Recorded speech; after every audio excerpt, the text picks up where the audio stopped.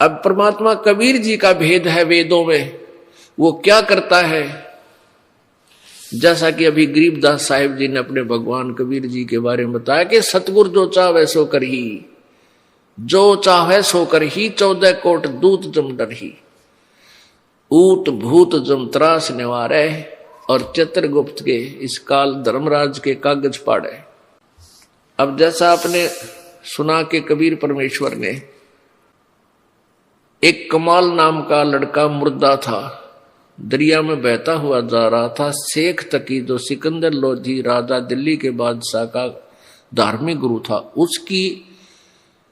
उसकी फड़क निकालने के लिए, उसका भ्रम निवारण करने के लिए परमेश्वर ने एक मुर्दा, जो कि परिवार के लोगों ने उसको मरने के उपरांत जल प्रवाह कर दिया था, और वो वहां से कम 150 किलोमीटर चल के दरिया में बहता हुआ आ चुका था।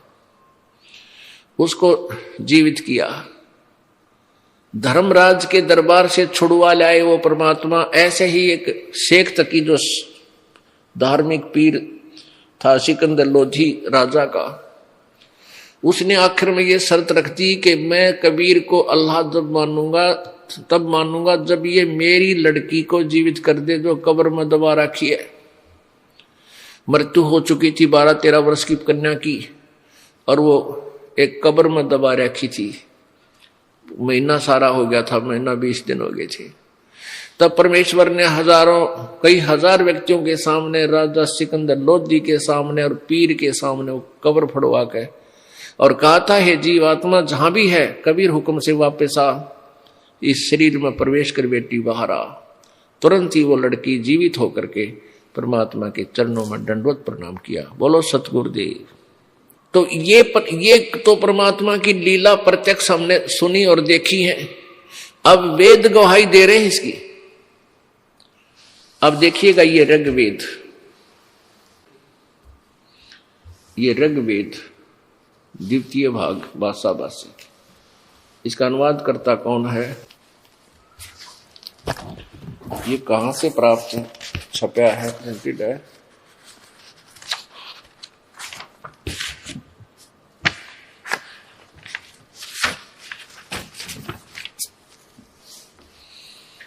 ये देखिएगा,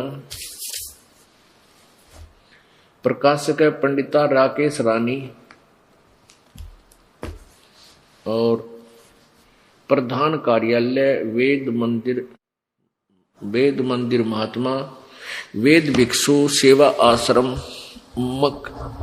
लेखराम नगर इब्राहिमपुर मुखमेलपुर दिल्ली। दान संस्थान नई दिल्ली का प्रकाशन।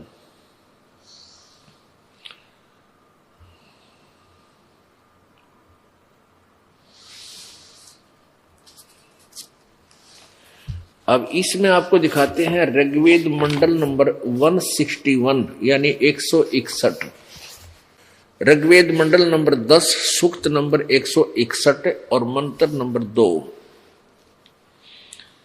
ये है ऋग्वेद मंडल नंबर 10 और सूक्त 161, और ये नीचे मंत्र है, ये 161 है, ये इसका प्रथम मंत्र, ये द्वितीय मंत्र है।